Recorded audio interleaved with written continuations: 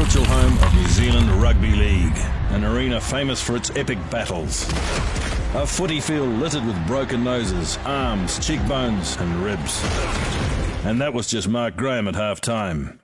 Keep the legend of Carlo Park alive. Visit carloparkdiehards.co.nz, a site for true leagueies. Follow the most legendary league gear in the world. carloparkdiehards.co.nz.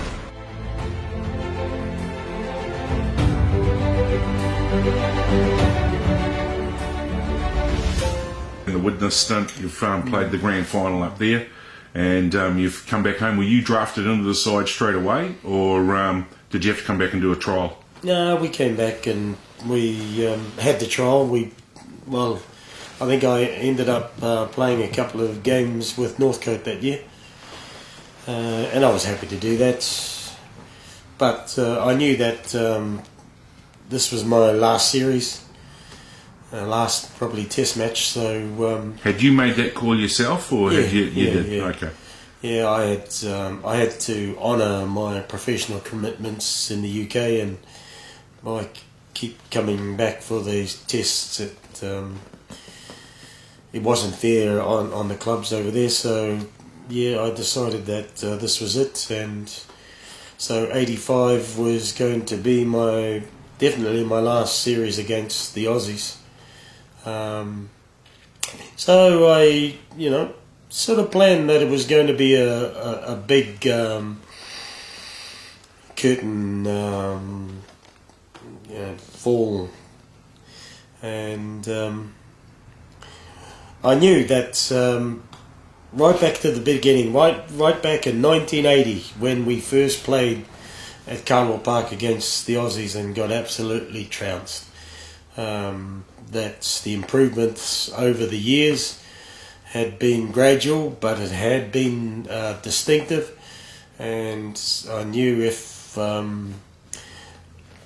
we were going to win a series against the Aussies, it was going to be this 1985 series. Had you had much talk with the players that were in the frame for being in the Kiwis? We're talking, you guys at this point are all the senior guys. Yeah. And was there conversations around that sort of same feeling? No, we weren't cocky at all. We weren't big-headed about. It was just an inner feeling that I had, knowing that I was going to retire from international football after that, and if there was going to be a year, then it had to be this year. That at least the guys in '83 had, been involved in a win over the Aussies. And so it was gradual. The build-up was gradual. And so 1985, Lowy in charge again. Mark Graham, Fred, James Luluai, Dane, Kurtz, all the old boys still around. And young fellow that I thought really deserved all the accolades, it didn't get a great deal, was young Ricky Cowan, the Cook Island prop from Auckland. Yep, played all my junior Kiwi with Ricky, so I know what you're talking about, mate. Ricky, he was my propping mate in that first test at Carlo. And he's 19, 20, but he's tough. And so the game starts and all the hype that was going on. And you could feel through the game the tension. It wasn't just a tension on the field, it was a tension in the bloody stadium. It was great. It was great. The atmosphere was absolutely superb. And so we got in front, and it was just a bloody matter of holding on, holding them out. When Kurt scored, it looked like right beside the post. Kurt went over right beside the post, and Ollie converted. And we got a bit cocky, got a bit big-headed about. Yes, this is going to be it. This is going to be number one of a bloody clean sweep. And that bastard John Rebo. Rebo, yeah. Rebo scored in the corner and bloody kicked the penalty, kicked the conversion from touchline. But I think with something like 15 minutes of the game to go, Steve Roach being the other prop with Greg Dowling,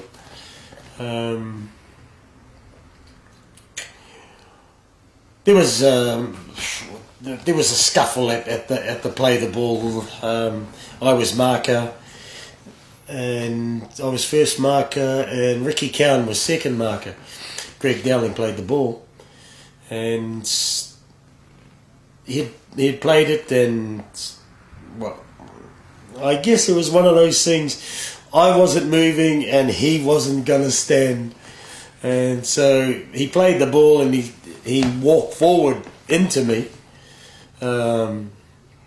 as if to say, "Get out of the bloody way." And so I cracked him. Ball out in the touchline, and it could be a costly mistake for New Zealand at this present time. Big Peter Tunks. The Canterbury prop forward, trying to get his pass free. There's a fight on in back play. Steve Roach is the Australian involved with Greg Dowling, the two prop forwards.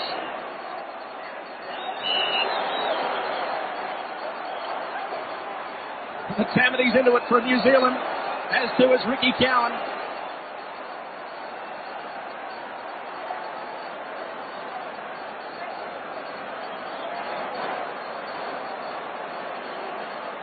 Meantime, Kurt Sorensen is still behind play, receiving attention. In fact, he's gone back onto the ground.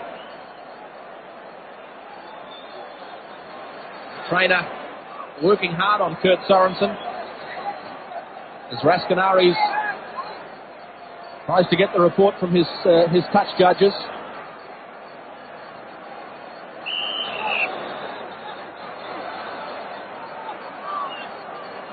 The ground clock is still going, incidentally. I think that's what Rascanaris is trying to signal. Now it's stopped. 1 minute 12 remaining. Sorensen is back onto his feet, albeit very groggily.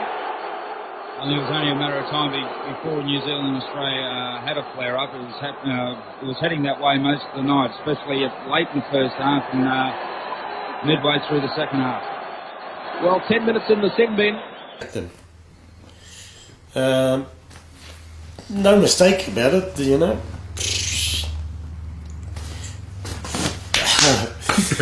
Line in the sand, you walked over my side, bang. Yeah. So, it was all on.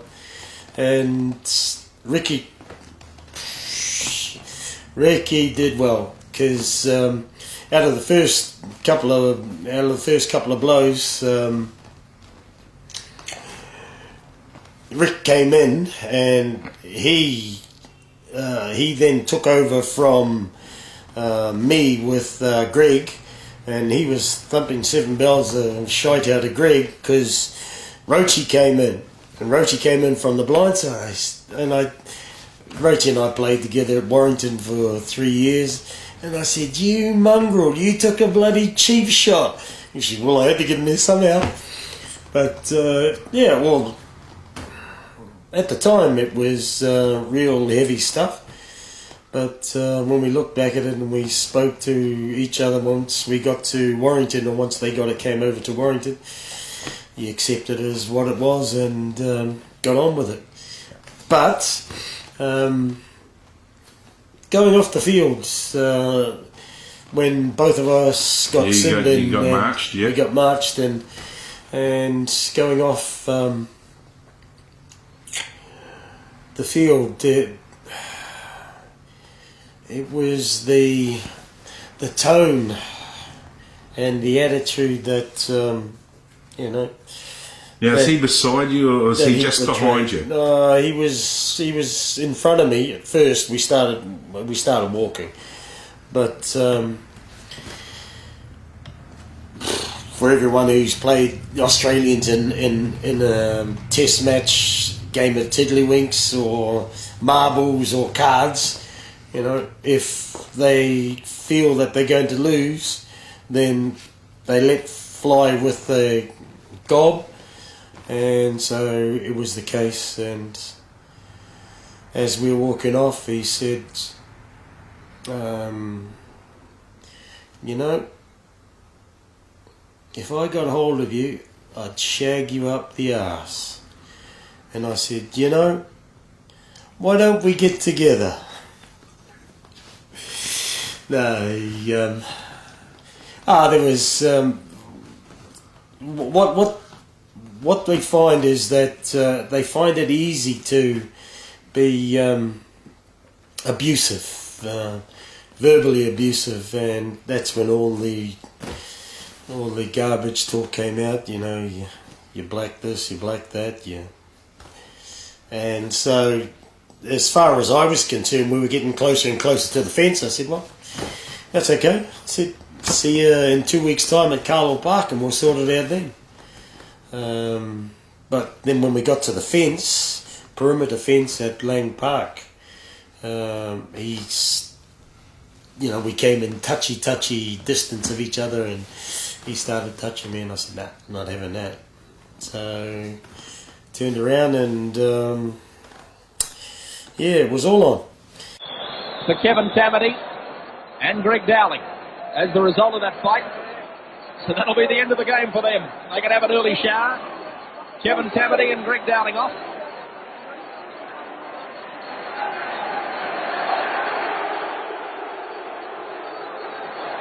Oh, now there's a fight on, the two of them. They're into it over on the touchline. And the referee is going to stop play. The crowd start to spill in. Well, this is a very ugly scene. The referee holding up play as the two prop forwards, Kevin Tamati and Greg Dowling, in the middle of the crowd on the touchline as they were making their way to the sin bin. 52 seconds left in the game. The police coming in to try and restore order as the crowd spills down from both the grandstand and from the hill area. There's less than a minute left. What a sensational end. That's one thing we didn't want to see at the end of this game, a flare-up like that, a nasty incident after the event. Now they've got their way through into the sin bin. As New Zealand get a penalty, and it's going to be on again. Well, the ground clock is still going. I was comfortable with it. I was, to be honest, I was really at home and at ease with how it turned out. I knew that from the field that there wasn't any danger, that it wasn't a dangerous place for me to be in. As my concern was that the crowd was going to get involved, but they didn't, thankfully, and they just stood back and let us get on with it, which was great. I'm led to believe that there was an Australian cricketer who, and he was a leaguey as well. Roche was telling me he was where we were dukesing it out on the fence line. He was on the fence and he was tossing up because he was in that age group. He was tossing up whether to continue playing league or go and play cricket, and he said, that made my mind up, that fight. Yeah. And look, and there must have been a ton of blues, there must have been a ton of fights, but in that era, test match, television coverage, the amount of cameras that were involved was a lot different to the earlier football games that had been played. I think Channel 9 and all the Australian sports at that time really come on quite strong on how they were covering games. Yes. And the rock music and all that sort of carry on used to come on. So I'm told there are 2 edits or 2 cuts of it. One's the New Zealand coverage and one's the Australian coverage. Now, so there's the legend grows as time goes on. Yeah. It's spilled over. It's gone off on the fence line. Yeah. The police have come in and broken it up? No? No, it wasn't. It was probably only went for a minute, maybe 2 minutes at the most. It was a good solid round with no gloves on, mate. well, You know? Yeah. In the end, it was realisation that this is not good. Did it carry on up the tunnel? No. It was over on the field, on the fence line, and that was it. That was it for me. It was the end of the game. We wouldn't get back on there, so there was nothing I could do about it. Nothing Greg could do about it. So it was just take it as it is, and I think we gave the sporting world a good look at the inside of front rowers when they absolutely. When they lose it. But yeah, no crimes about it. The rest is history, I guess, as they say. You know.